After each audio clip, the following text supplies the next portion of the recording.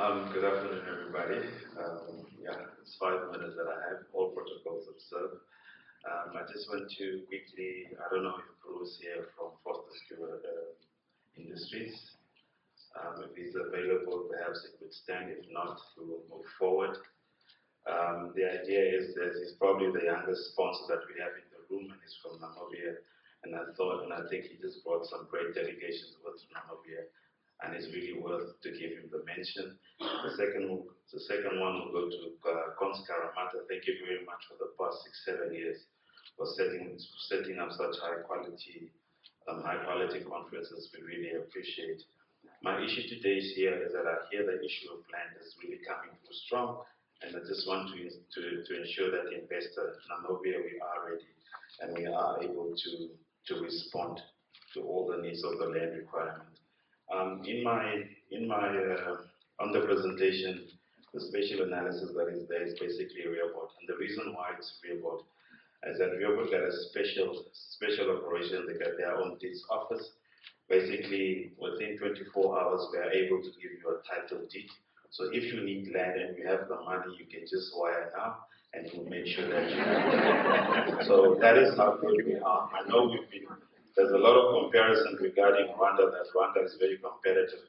But all I wanted to say is that what Rwanda did, they just copied all our land policies and they just perfection. But we are moving in the right direction. So, and I'll prove to you basically why. The reason for Renewable is that for the past 18 years, Renewable was not growing.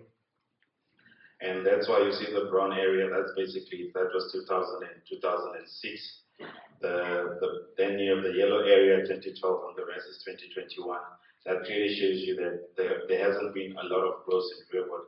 But the good thing is, and what I wanted to assure, the reason why Renewable is that there is also the aspect, people were accommodated in those spaces, and the issues of the ancestral land in Renewable, they've been dealt with, which is the Rukoro report. So the conflicts of land issues has been addressed. We are working very, very hard on it. So do bear with us, and we are able to give you the land that you require. What you're seeing there in the picture, that is Rundu. Rundu is one of the aspects that we're having some serious problem in terms of infrastructure. The thing is, when it comes to land and infrastructure, it's a space that you cannot lie and you need to tell the truth. And sometimes as a country, we are always misunderstood, and that's why I'm trying to make a reference from David Chappelle that is always misunderstood in the Namibian context when it comes to land. That is one of the aspects. Rundu is having some serious crisis, but we've been working on it. Even as we speak now, there are stakeholders having some meetings to address the infrastructure. And I think Lethon Consulting Engineers, they're also part here, and they are part of the strategic master plan for Rundu. And in short, Rundu has run about only 30% of the residents of Rundu have full services. And the rest of the 70, they don't have any services, but it's the second most populated urban area in Namibia. The idea is just to give you context that we do have problems and we are not hiding them, but we are addressing them. It's just to give you that context perspective. So what we're trying to indicate as well, there was a lot mentioned about data. We are working extremely hard to address our data issues so that we can give you the correct information. But what we are presenting there is basically a short perspective of what are the different data that are available in the private sector, which we gave you a town of Grootfontein, Marienthal, Wolfish Bay, and I think it's on Thea. So basically, looking at those graphs, it's a clear indication our average house sales per year, it's around about 300 per year. So in the past 5 years, you're looking at an average of around about 1,500.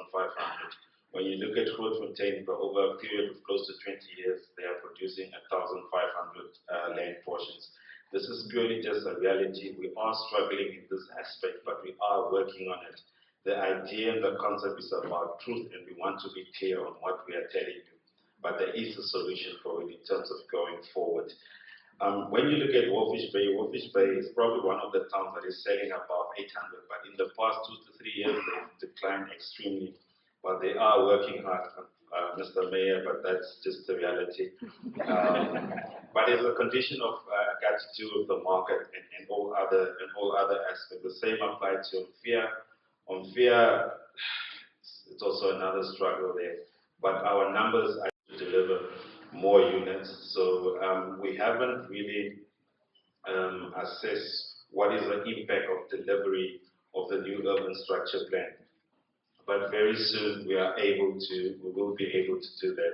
So just to give you a better, because my idea is to sell about renewable, is to talk about literacy, is to sell it, because the hyphen, they are planning to build their project in close proximity.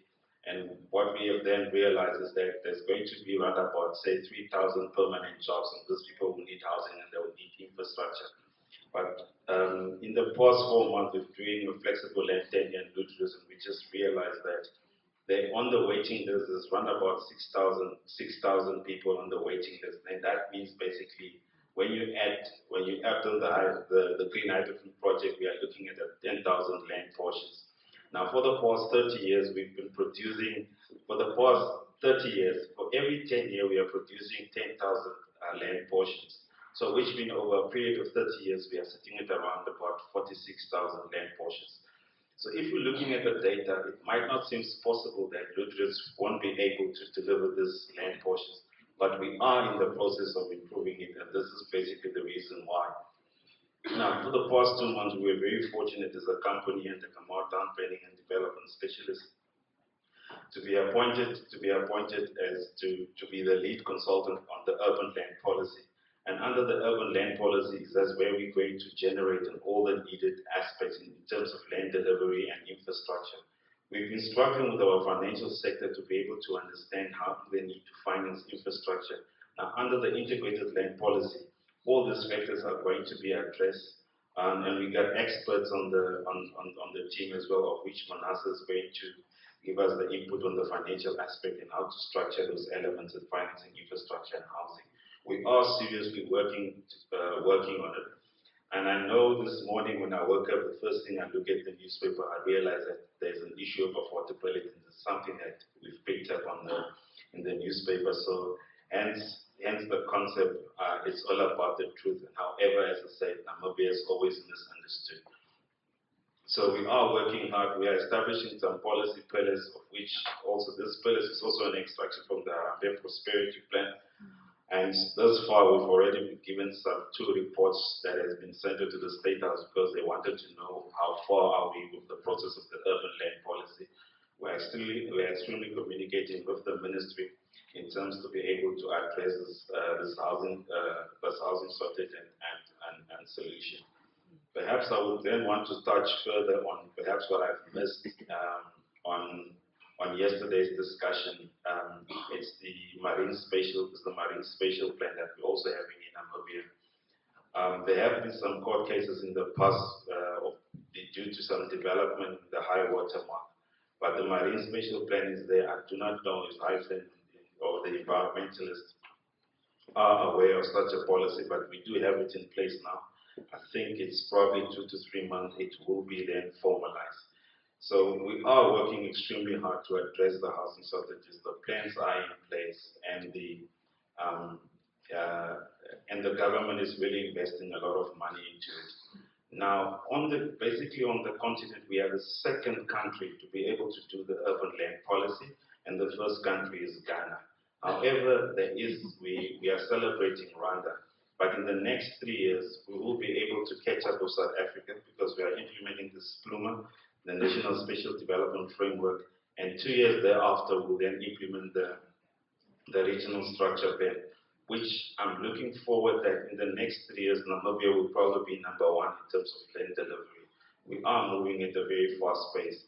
It's just that a lot of people are not aware of this thing, but some of us who are operating in the land space and development, we are taking track and we are on the right track. Thank you very much.